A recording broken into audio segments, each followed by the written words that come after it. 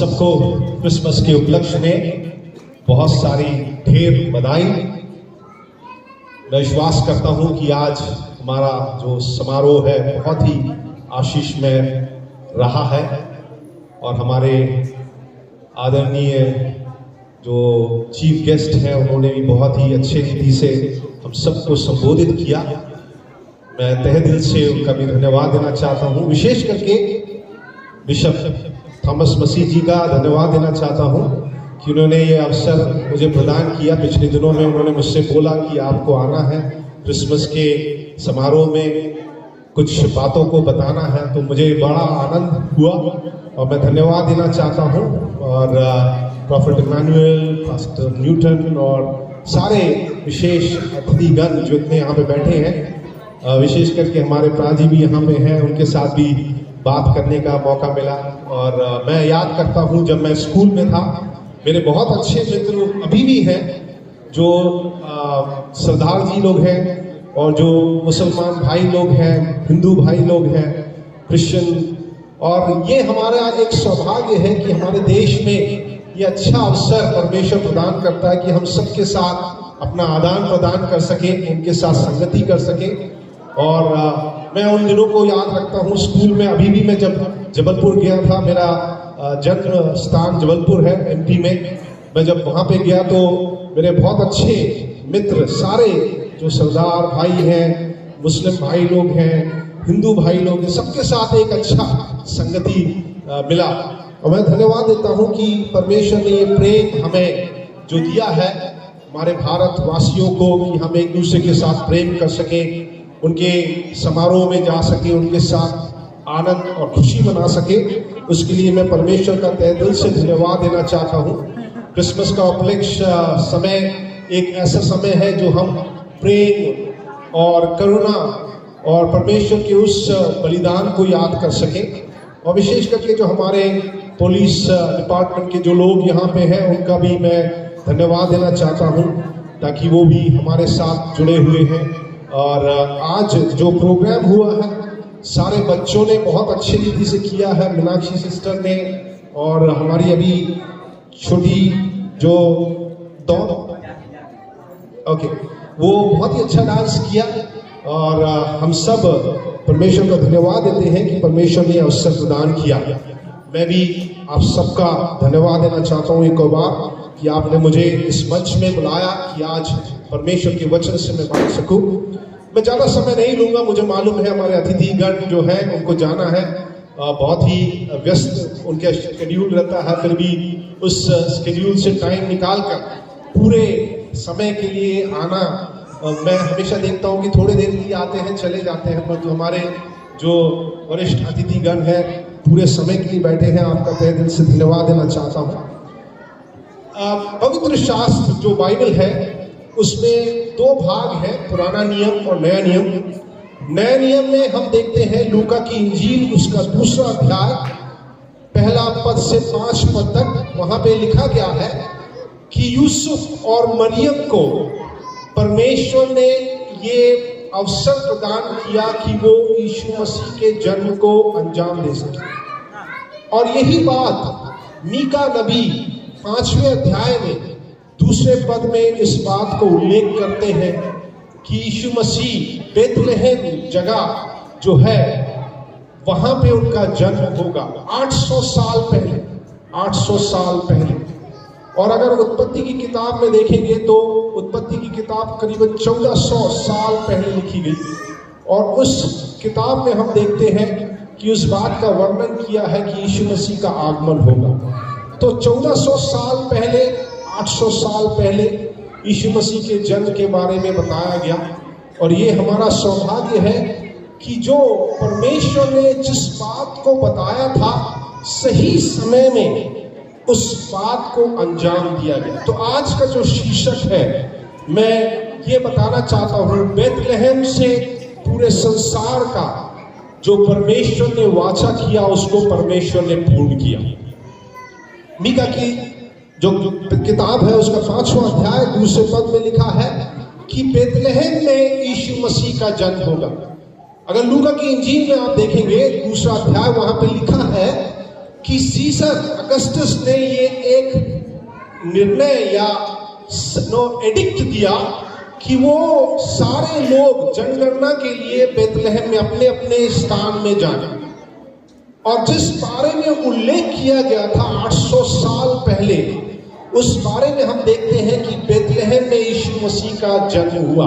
Bethlehem का मतलब है हाउस ऑफ ब्रेड, जहां पे रोटी का घर कहा जा सकता। यीशु मसीह कहता है कि मैं जीवन का ज्योति हूं, मैं जीवन की रोटी हूं। इस बात को उल्लेख करते हुए यीशु मसीह के बारे में 800 साल पहले बताया गया। और उस बेथलेहम में जहां परमेश्वर ने चुना हुआ स्थान था, वो बहुत ही निम्न स्थान था। अगर मीका की इंजील में देखा जाए तो वहां पे लिखा है छोटा सा स्थान। एक राजाओं का राजा जो सारे सृष्टि का करता है, वो उस छोटे स्थान में उनका जन्म हुआ।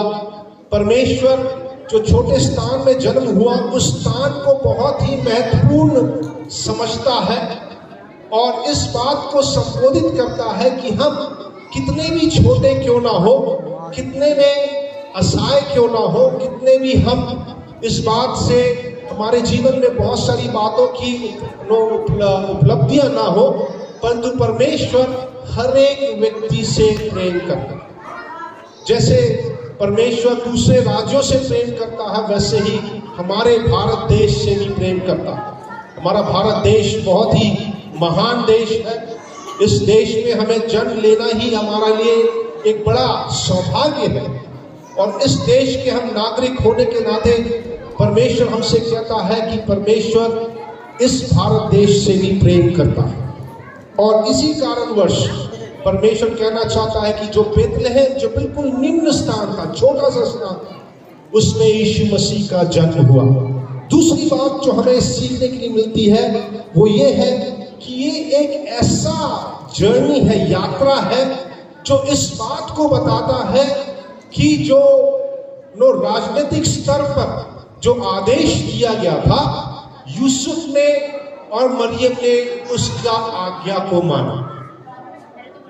सीजर जो रोमी सम्राट था, उसने ये एक आज्ञा निकाली कि सबको जाके अपने सेंसस को लिखना है, अपने आप को वहां पे रजिस्टर करना है। तो कहा जाता है यूसुफ और मरियम इस आज्ञा को पालन करने के लिए उन्होंने करीबन 145 किलोमीटर यात्रा करी। वो गलील में थे, पर जब ये आज्ञा उनके पास आई तो वो राजनीतिक स्तर पर जो आज्ञा दी गई थी उसको पालन करने के लिए उन्होंने 145 किलोमीटर यात्रा कर। आप समझ सकते हैं उस समय में यात्रा करना इतना आसान नहीं हुआ करता था। लोग खच्चर में या बैलगाड़ी में लोग यात्रा किया करते थे। अभी तो हमारे पास बहुत सारे साधन हैं, हम 145 kilometre within no time, अगर हम दिल्ली भी जाना चाहेंगे तो आधा घंटे में दिल्ली पहुंच जाते हैं।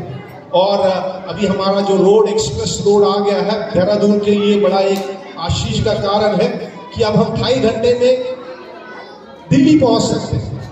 और कहा जाता है कि अभी रोपवे आने वाला है देहरादून से मसूरी के लिए, 15 मिनट में आप मसूरी पहुंच जाए। तो अभी का जो समय है बहुत ही यात्रा बहुत ही जल्द होने वाला समय है, परंतु उस समय में 145 घंटे यात्रा, 145 किलोमीटर यात्रा करना है तो करीबन 6 से 7 दिन लगते थे।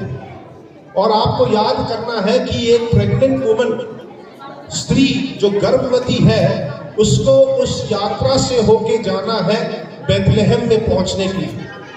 7 दिन की यात्रा, परंतु इस बात को बताता है कि यूसुफ और मरियम परमेश्वर की भी आज्ञा को माने, जो भविष्यवक्ता ने 800 साल पहले बोला था, और राजनीतिक स्तर पर भी जो आज्ञा दी गई थी उसका पालन किया। तो हम जो भारतवासी हैं, जो ईसाई धर्म को हम उसमें जो बोलते हैं, हमें इस बात को याद रखना है कि हम अच्छे नागरिक होने के नाते हमें अपने देश का जो आज्ञा देते हैं उसका पालन करना बहुत जरूरी है। अच्छे नागरिक बन के जीना बहुत जरूरी है, जैसे यूसुफ और मरियम ने किया। 7 दिन की यात्रा करने के लिए भी वो तैयार हो गए, क्योंकि अगस्टस सीजर जो रोमी सम्राट था उसने यह आगे आदेश दिया था या आज्ञा दिया था। परंतु उससे बढ़कर हमें एक बात को याद रखना है कि ये आज्ञा तो दिया गया, परंतु उसके ऊपर ये बातों को परमेश्वर ने सुनिश्चित पहले से ही कर लिया। वो हमारा परमेश्वर सर्वज्ञ है। हमारे जीवन में जो समस्याएं आती हैं, दिक्कतें आती हैं, उस बात को हमें याद रखना है कि हमारा परमेश्वर उस बात को नियंत्रण में रखा हुआ है। तो जब हम अच्छे नागरिक बनकर जिएंगे, हम अच्छे देश के वासी बन के जिएंगे, एक दूसरे के साथ प्रेम के साथ जिएंगे, अपने भारत देश की उन्नति के लिए जिएंगे, तो हमारे जीवनों में परमेश्वर सब अच्छी बातों को तृप्त करेगा। तीसरी बात जो हमें याद रखना है वो ये है कि भविष्यवाणी को पूर्णता होते हुए इन गद्यांश में हम देख सकते हैं। जो भविष्यवाणी करी गई थी यशायाह नबी की किताब में भी, आज भी हमने पढ़ा 7वें अध्याय में 14 पद से लेकर वो अध्याय में भी हम देखते हैं कि ये भविष्यवाणी यशायाह नबी ने 800 साल पहले करी थी। 1400 साल पहले, 800 साल पहले जो भविष्यवाणी करी थी यीशु मसीह के जन्म में, वो पूर्ण हो गई। चौथी बात हमें याद रखना है कि जो परमेश्वर का समय है वो समय पूर्ण होता है। गलतियों में उसका 4था अध्याय 4 से 5 पद में हम देखते हैं कि जब सही समय हुआ तो यीशु मसीह का जन्म हुआ। वो जो यूनानी भाषा में नया नियम लिखा गया था, अभी मैं प्राजी से बात कर रहा था, प्राजी बोल रहे थे कि वो इटालियन भाषा भी जानते हैं, वो यूरोप में भी गए और इटालियन भाषा को भी जानते हैं। मैं जर्मन भाषा को थोड़ा सा जानता हूँ, यूनानी भाषा को, इब्रानी भाषा को थोड़ा जानता हूँ, संस्कृत को जानता हूँ, मैंने सीखा है। और ये सारी भाषाओं को जब हम देखते हैं तो सारी भाषाओं में अपना अपना महत्व पाया जाता है। और जो नया नियम है वो यूनानी भाषा में लिखा गया। यूनानी भाषा में जो प्रयोग किया गया वो इस बात को बताता है कि परमेश्वर सही समय में, काइरोस नहीं, क्रोनोस नहीं, क्रोनोलॉजी के अनुसार नहीं, काइरोस का मतलब है सही समय में यीशु मसीह का जन्म हुआ। तो मेरे प्रिय, इस बात को हमें बताता है कि 2000 साल पहले यीशु मसीह इस संसार में आए और इस बात को हमें सुनिश्चित किए। इसलिए इतिहास गवाह है कि इतिहास में जो घटनाएं हुई हैं BC और AD, ये चेंज यीशु मसीह के आगमन के बाद हुआ है। तो इस बात को घटना बताती है कि यीशु मसीह इस संसार में आए, हमारे लिए मारे गए, हमारे लिए गाड़े गए और तीसरे दिन जी उठे। और ये 5वीं बात हमें याद रखनी है कि ये संसार के उद्धार के लिए यीशु मसीह इस संसार में जन्म लिए।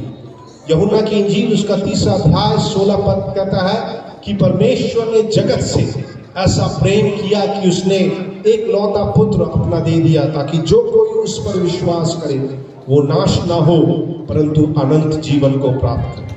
तो आज जब हम क्रिसमस के उपलक्ष्य में यहाँ पे सब लोग सम्मिलित हैं, सब लोग यहाँ पे उपस्थित हैं, तहे दिल से मैं आपको धन्यवाद देना चाहता हूँ और क्रिसमस की बधाई देना चाहता हूँ, क्योंकि ये एक ऐसा त्यौहार है जो इस बात को बताता है कि परमेश्वर ने जो अपने प्रॉमिस को किया था, जो वाचा बांधी थी 1400 साल पहले, 800 साल पहले, क्रिसमस के दिन वो पूर्ण हुआ। ये इस बात को बताता है कि एक निम्न स्थान बेथलेहम को परमेश्वर ने चुन लिया। जो हम एक निम्न वर्ग होंगे, निम्न लोग होंगे, और जो परमेश्वर हमसे प्रेम करता है। दूसरी बात हमने जो सीखी वो ये है कि हमारा जर्नी, जो यात्रा है, बड़ा ओबीडियंस का होना चाहिए, आज्ञाकारिता का होना चाहिए।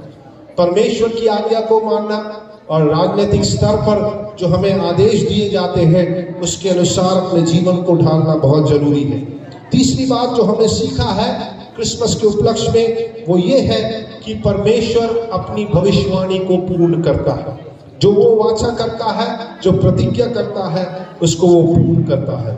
चौथी बात जो हमने सीखी है वो ये है कि परमेश्वर अपने समय में सब कुछ करता है। तो हमारे जीवन में परमेश्वर जो करना चाहता है वो परमेश्वर को सही समय का हमें समय देना जरूरी है ताकि परमेश्वर अपने सही समय में हमारे लिए कर सके। और मैं यही प्रार्थना करता हूं कि हमारे भारत देश में परमेश्वर अपने प्रेम को, अपने असीम शांति को बनाए रखे। हम सब देशवासी एक दूसरे के साथ प्रेम भावना में रहें, क्योंकि क्रिसमस उस बात को हमें याद दिलाता है कि हमारा यीशु मसीह इस संसार से प्रेम किया और उसने अपने जीवन को निछावर कर दिया। इसलिए हम सब भाई बहन प्रेम से परमेश्वर के साथ बने रहेंगे, परमेश्वर के लिए जिएंगे, अपने देश के विकास के लिए बने रहेंगे। परमेश्वर इन वचनों के द्वारा हम सबको आशीष दे। एक और बार परमेश्वर के दास बिशप थॉमस मसीह, उनके परिवार, कलीसिया का, सारे अगुओं का मैं धन्यवाद देना चाहता हूं कि ये समय मुझे प्रदान किया। परमेश्वर हम सबको आशीष दे।